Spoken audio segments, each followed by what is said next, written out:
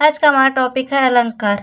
अलंकार किसे कहते हैं या अलंकार क्या होता है, चलिए देखते हैं। अलंकार काव्य की शोभा बढ़ाने वाले तत्वों को अलंकार कहते हैं। यानी कि जो काव्य होता है उसकी शोभा जो बढ़ाता है उस तत्वों को अलंकार कहते हैं। अलंकार के भेद। अलंकार के मुख्य दो भेद होते हैं। पहला है शब्दालंकार, दूसरा है अर्थालंकार। पहला देखते हैं शब्दालंकार, जहाँ दो के कारण चमत्कार उत्पन्न होता है। जहाँ दो शब्दों के कारण चमत्कार उत्पन्न होता है वहाँ शब्दालंकार होता है। शब्दालंकार के प्रकार। शब्दालंकार मुख्यतः तीन प्रकार के होते हैं। अनुप्रास, यमक, श्लेष।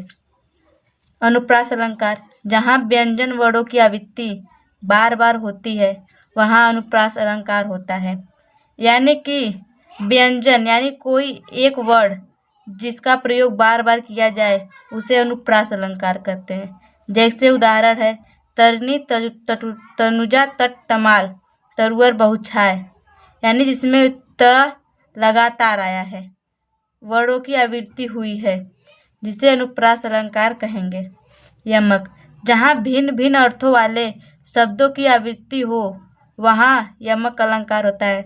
जहाँ शब्द एक ही हो पर उसका अर्थ भिन्न भिन्न निकले उसे यमक अलंकार कहते हैं। जैसे उदाहरण देते हैं कनक कनकते 100 गुनी मादकता अधिकाय, या खाए बोराय जगवा पाए बोराय। यानी एक कनक का मतलब सोना हो गया और एक कनक का मतलब धतूरा।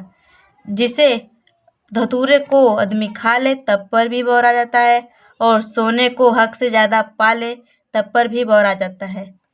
तो यहाँ पर कनक कनकते एक ही शब्द है पर इसका अर्थ दो भिन्न भिन्न निकलता है, इसलिए यह यमक अलंकार होता है। श्लेष, जहाँ एक शब्द एक ही बार आए प्रयोग होता है और उसमें एक से अधिक अर्थ निकले उसे श्लेष अलंकार कहते हैं।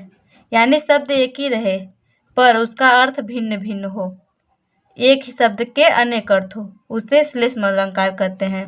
उदाहरण रहीमन पानी राखिए बिन पानी सब सून, पानी गैन उबरे मोती मानुष चून।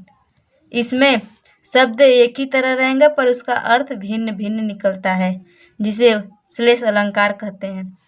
दूसरा है अर्थालंकार, जहाँ अर्थ के कारण रमणीयता यानी कि भिन्नता उत्पन्न होती है वहाँ अर्थालंकार होता है। अर्थालंकार के प्रकार। अर्थालंकार मुख्यतः 7 प्रकार के होते हैं। पहला है उपमा, दूसरा है रूपक, तीसरा है अन्वयन, चौथा है प्रतीप, पांचवा है संदेह, छठवां है भ्रांतिमान, सातवां है उत्प्रेक्षा।